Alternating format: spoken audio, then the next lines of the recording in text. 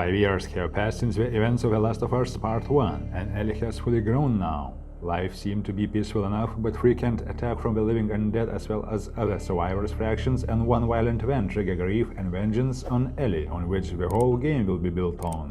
And today I will tell you everything you need to know about The Last of Us Part 2 before you buy it. We will start from the world and locations and move forward to the dangerous fractions, the infected, gameplay, weapons, crafting system and skill tree.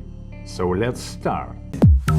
The world and locations. The game will have your current hometown, Jackson, in which people look to live quite a normal life these days, with electricity from a hydroelectric dam generator, where kids are laughing, people going to restaurants to eat. It's a relatively calm and comfortable town. Seattle and Northwest Pacific of the USA, where Ellie is going to go, have a lot of rain, foliage and wildlife, plenty of food resources and animals to hunt, and more aggressive factions that are trying to rebuild the world with their rules. So these territories is damn dangerous and look like a war zone.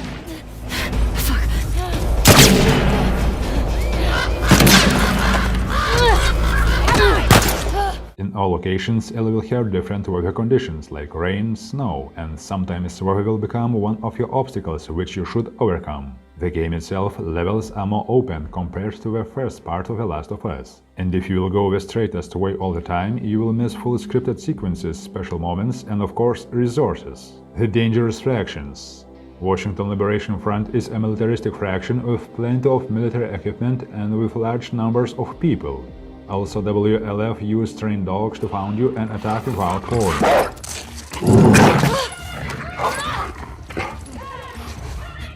Interaction with dogs will definitely change your playing style and decisions. Seraphites religious group believes that pandemic starts because of a sin. They want to reset the world and make it better than it was before. These fraction survivors are very quiet, stealthy and use foliage to hide and attack any unwelcome guest. Seraphites use some of the guns that you have, like a bow, big sledgehammers, melee weapons. And who knows what you will meet more in these post-apocalyptic jungles.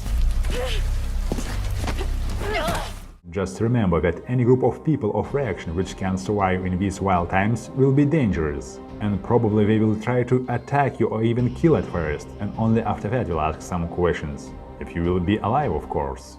The infected. Infection is still a threat in this world. Did the infection change and what's new?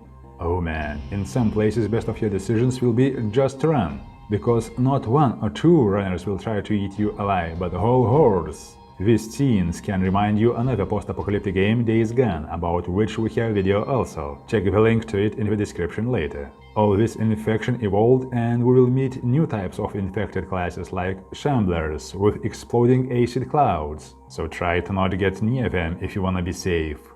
Gameplay. You will always feel a threat from the world and always could be attacked, even then when you will try safely to pass a quiet area or bandage a hand after a fight.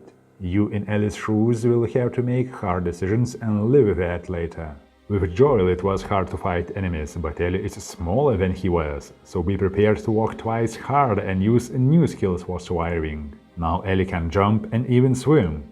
Combat situations are more vertical, and you can use elevation to get advantages against the enemies. One more new skill which will make a big impact on gameplay is prone. While you will lay flat on the ground, you still can use all your weapons, items and craft. And that's not all. You can use prone to crawl under the things or structures to hide. Enemies are smarter also. They can look under the things and spot you while you are hiding, pull you out and kill you if you will be too slow or unprepared to defend yourself.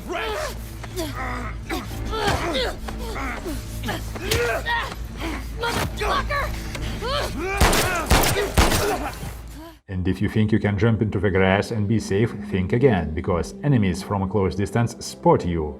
Dodging is adapted more to Ellie too.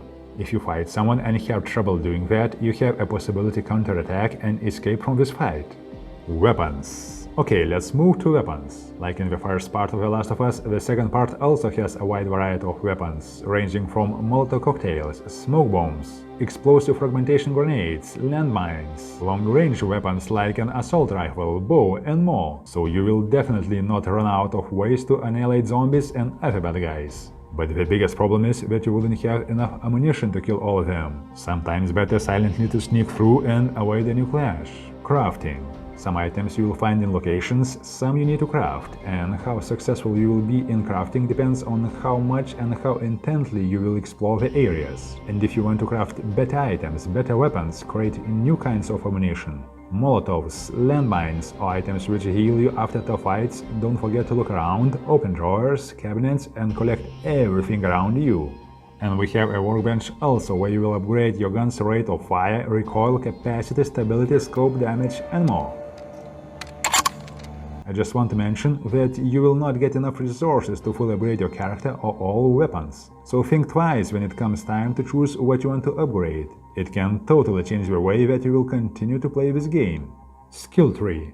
To have a chance to stay alive in this tough world, you would have to improve your character and ammunition. I'm speaking about the skill tree. In The Last of Us Part 2, we have a few options to upgrade, like survival, crafting, stealth, or precision. For example, in survival, you can increase your total health, in crafting, the ability to craft more effective health kits and other weapons. In stealth, you can craft silencers, improve listen mode clarity, that means that enemies seen in listen mode show up in sharper clarity. Crawl fast along the ground while prone. Improve the durability of the crafted silencer from 3 shoots to 5.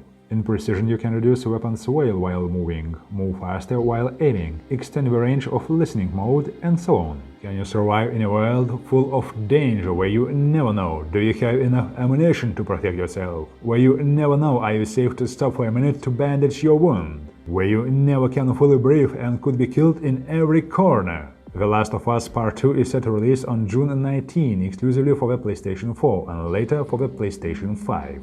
If you want to know more about new games, check the playlist or another special video right for you, which you can see on the screen right now. Share this video with friends, smash like button, and don't forget to subscribe to the channel. Thank you for watching and all your support. See you in the next video soon. Bye!